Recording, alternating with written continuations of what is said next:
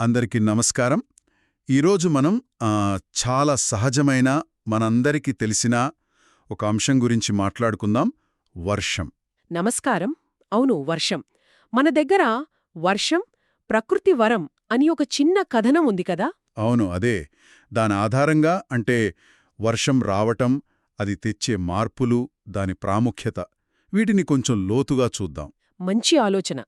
ఆ కథనం మొదలయ్యే విధానం చాలా బావుంది. అవునా? ఎండాకాలం తీవ్రత, నేలంతా ఎండిపోయి బీటలు వారి, ఆకులు దుమ్ముతో నిండిపోయి, జంతువులు దాహంతో అల్లాడటం. ఈ దృశ్యం చాలా శక్తివంతంగా ఉంది. నిజమే. అది కేవలం వాతావరణం గురించి కాదు, ఒక రకమైన నిస్సహాయత, ఒక ఎదుర్చూపు లాంటిది కదా. కరెక్ట్.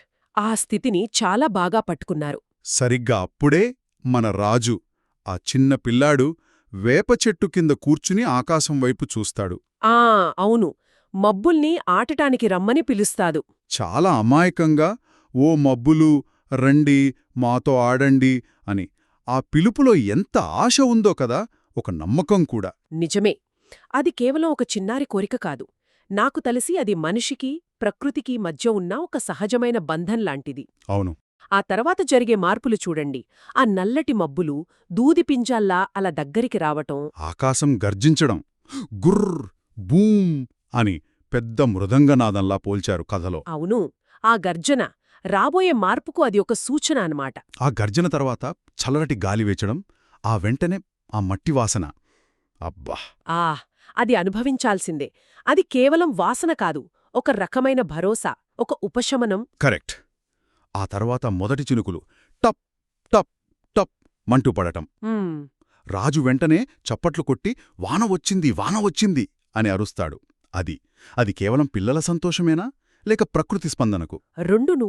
తప్పకుండా రెండు ఉన్నాయి. అది తక్షణ స్పందన కదా. ఆ ఆనందం చూడండి, అందరికీ పాకేస్తుంది. అవును. పిల్లలందరూ బయటకొస్తారు, కేరింతలు కొడతారు. ఆ వానలో ఆడతారు. పక్షులు కూడా కిలకిలా రావాల్ చేస్తూ రెక్కలాడిస్తాయి, ముఖ్యంగా నెమలు. ఆహా! నెమళ్ళు పురివిప్పి నాట్యం చేయడం, అది చూడ్డానికి ఎంత బావుంటుందో. నిజంగా ప్రకృతి మొత్తం పులకరించిపోయినట్టుంటుంది. ఇది కేవలం నీళ్లు రావడం కాదు, ఒక జీవనోత్సవం లాంటిది. అవును. కేవలం ప్రాణులే కాదు, ఆ నిర్జీవంగా కనిపించిన ప్రకృతి కూడా స్పందిస్తుంది. ఆ ఎండిపోయిన నేల ఆత్రంగా నీటిని తాగేస్తోంది. మట్టిలో అలా నిద్రపోతున్న విత్తనాలు మేల్కొంటాయి. ఇక్కడే కథలో ఒక మంచి పోలిక వాడారు కదా. ఏది? మొలకల గురించా? సైనికుల్లా బయటకు రావడం. అదే సైనికుల్లా రావడం. ఎంత బావుందా పోలిక! చాలా అర్థవంతమైనది. అంటే వర్షం కేవలం దాహం తీర్చడమే కాదు, భూమి లోపల దాగి ఉన్న ఆ జీవశక్తిని, ఆ లైఫ్ ఫోర్స్ని నిద్రలేపుతోంది. ఓ! ఆ మొలకలు కరువును ఎదురించి నిలబడటానికి, పునరుజ్జీవనానికి ప్రతీకలన్నమాట. ఇది ప్రకృతి యొక్క గొప్ప గుణం, ఆ రెసిలియన్స్. ఈ మొత్తం జరుగుతున్నప్పుడు వరండాలో కూర్చున్న రాజు వాళ్ళ అమ్మమ్మ చెప్పిన మాటలు గుర్తున్నాయా? అవి కథకు కీలకమనిపిస్తుంది నాకు. అవును. వాన అనేది ఆశీర్వాదం బిడ్డా, భూమికి జీవమిస్తుంది అని. ఆ మాటల్లో ఎంత అనుభవముందో! తరతరాల జ్ఞానం, ప్రకృతి పట్ల గౌరవం అన్నీ కనిపిస్తాయి. ఖచ్చితంగా. అది కేవలం ఒక ఫీలింగ్ కాదు, అది ఒక ప్రాథమిక సత్యం. ముఖ్యంగా మనలాంటి వర్షాధారిత ప్రాంతాల్లో వర్షమంటే కేవలం నీరు కాదు. అది జీవనాధారం. అవును. జీవనాధారం, సంస్కృతి, ఆశ అన్నీను. ఆ మాటలే కథనం యొక్క సారాంశం. వర్షం ప్రకృతి ఇచ్చిన వరం. అది నీరు, ఆహారం, సంతోషమిస్తుంది. అందుకే కథ చివర్లో ఆ వర్షాన్ని గౌరవించాలి, నీటిని పొదుపుగా వాడుకోవాలి అనే నీతిని కూడా చెప్పారు. అది మనందరికీ వర్తిస్తుంది. నిజమే. ఆ గౌరవం అంటే పూజలు చేయడమే కాదు, వనరులను బాధ్యతగా వాడుకోవడం కూడా. కరెక్ట్. కథ ముగింపు కూడా చాలా ప్రశాంతంగా ఉంటుంది. ఆ రాత్రి రాజు వానచప్పుడు వింటూ నిద్రపోతాడు. అవును. నదులు, పూలు, సీతాకోక చిలుకల గురించి కలలు కంటూ.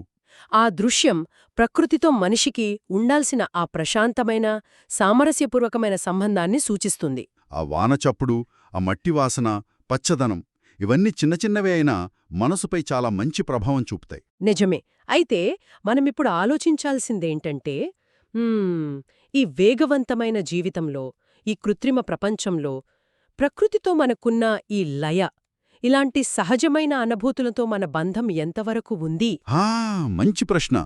ఆ చిన్న రాజులగా మనమింకా ఆకాశం వైపు చూసి మబ్బులను అంత సహజంగా పలకరించగలమా లేక ఆ బంధానికేమైనా దూరమయ్యామా? బహుశా ఈ కథ మనల్ని ఇదే ఆలోచించమంటుందేమో.